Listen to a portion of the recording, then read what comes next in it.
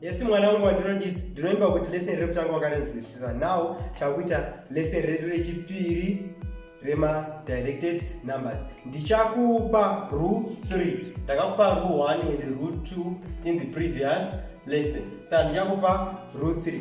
Rule 3 inoshanda wakaita situation yekuti unenge ne 2 masigns pakati. Saka ndichatanga ndakuratidza kuti unoita sei nemasigns aya kuti uzonzwisa kuti ungazvisolve sei. But very simple. I want to take note of this. If we have two signs at the middle, we first solve these signs and then solve as usual. Saka unotanga wabvisa masign aya maviri kurova unotanga wasolve masign aya maviri then to solve as usual. Chauti zive masign kana akafanana kurova plus na plus kana minus na minus. Izvi zvinotipa chi plus. Nai masign kana akasiyana anotipawo minus. Plus na minus kana kuti minus nani na plus. Izvi zvinotipa chi minus. Rega tipa taita my examples. Unofanira kutonyora kuti examples naye mwanangu. On the previous lesson ndasanyora kuti examples.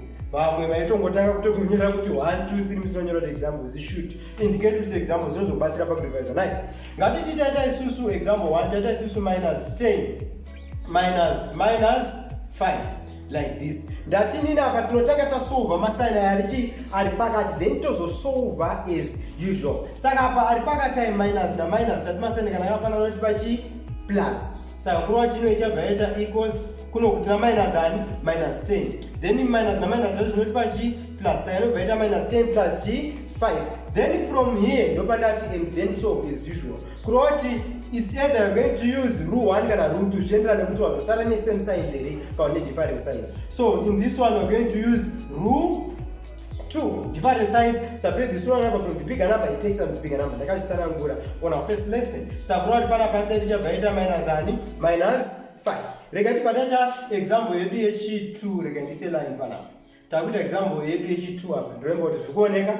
Example yedu yechi2 ngatiti tina 60 plus negative 100 like this. Remember zvikuoneka 60 plus negative 100. Kurova takutanga tasolve masign achi ari pakati and masign ari pakati akasiyana. Saka masign kana akasiyana toona chi negative. Kurova pana penenga kuti 60 minus 100. You understand that masign kana akafanana tinoona positive, kana akasiyana tinoona negative. Kurova pana apa 60 minus 100 tinoona minus 40. Rega tiite example number 3. What if you have something like this? Minus 2 minus 2. Sasa nakutisa tutanga tasolve masign ari pakati. Kata solve masign ari pakati then to solve as usual. Remember kana akafanana kurota apa pana plus na plus tangwa na plus. But apa pana minus na minus kurota chaona chi plus. Ndongo zvikunzwisika. Sasa ndingaita minus 2 plus 2. Remember ndakakuudza ndakati kana zvakafanana dai so minus 2 na plus 2 ndakati kana akafanana number dzakafanana pakasiyana masign answer inoita chi 0 and remember 0 hana chi sign. Kurova kuti final answer pana panobva chi 0. This is very simple and straightforward.